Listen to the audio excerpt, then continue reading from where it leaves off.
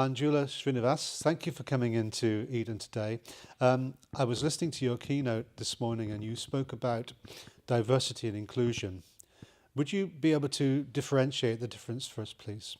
I think diversity is the kind of people who are getting into the educational system. So you will have people with very different backgrounds, which is in India like culture, language, caste. They come from backgrounds which are not financially also very good.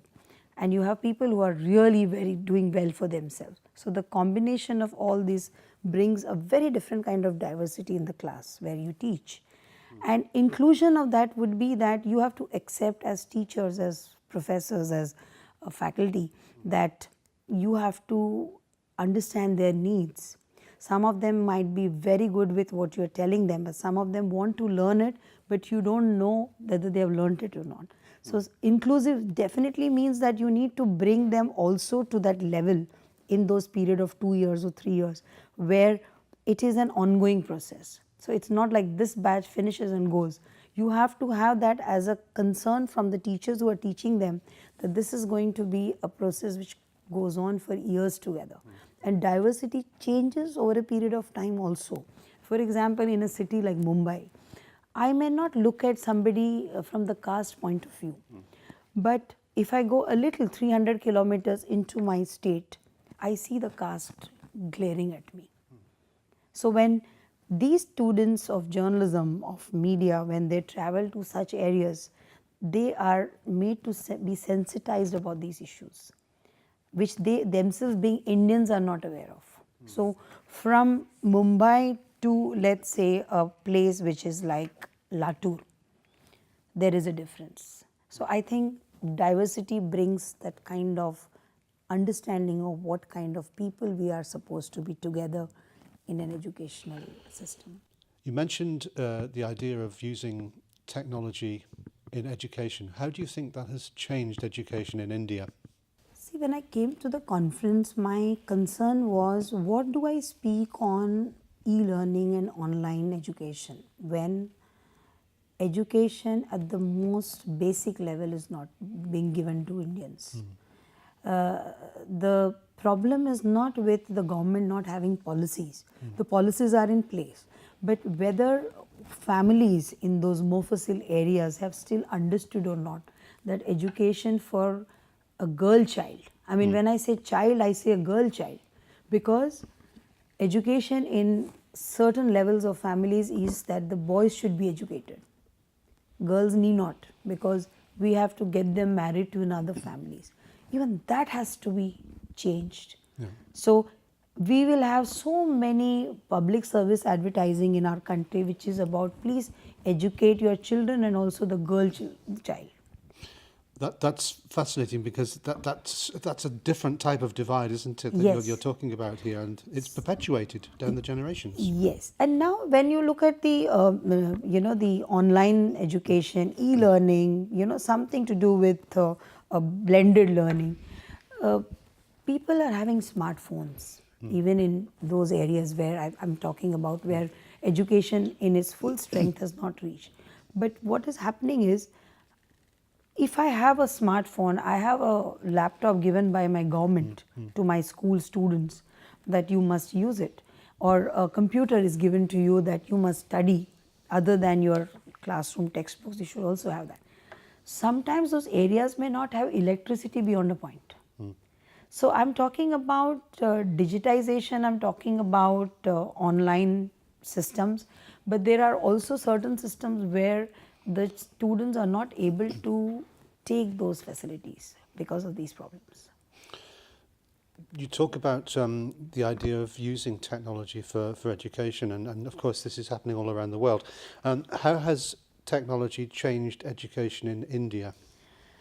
At the K-12 level, it has changed drastically. The tailor-made programs are coming up very well. Big companies are investing a lot of money in e-learning facilities.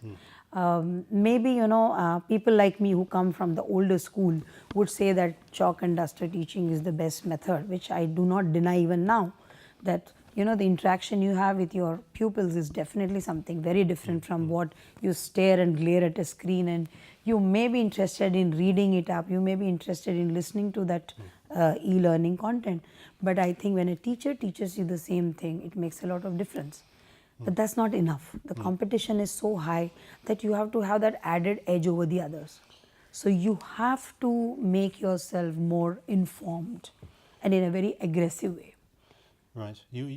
That again, you're actually now starting to talk about pedagogy, not Yes. just technology, and I think that's important Yes. as a distinction. The two do work together, but Yes. I think in terms of pedagogy, we had an interesting conversation earlier on outside of the camera, Yes. and it was about the idea of co-learning, about students and teachers teaching each other. Oh yes, that's you wonderful. elaborate on that? I don't want to even keep it to myself. Today in the morning when I had a technical glitch, which we all have as teachers of my age, where we are struggling with our PowerPoints and our software skills, and I called up my student in India, and he Yeah. said, "Ma'am, you go to that particular icon, press there, and it will be there." And it was just before it just came there, and I understood that we are so dependent on our students also. So we are also learning from them, because we don't come from a generation where technology came to us, or we were born with smartphones like these generation people.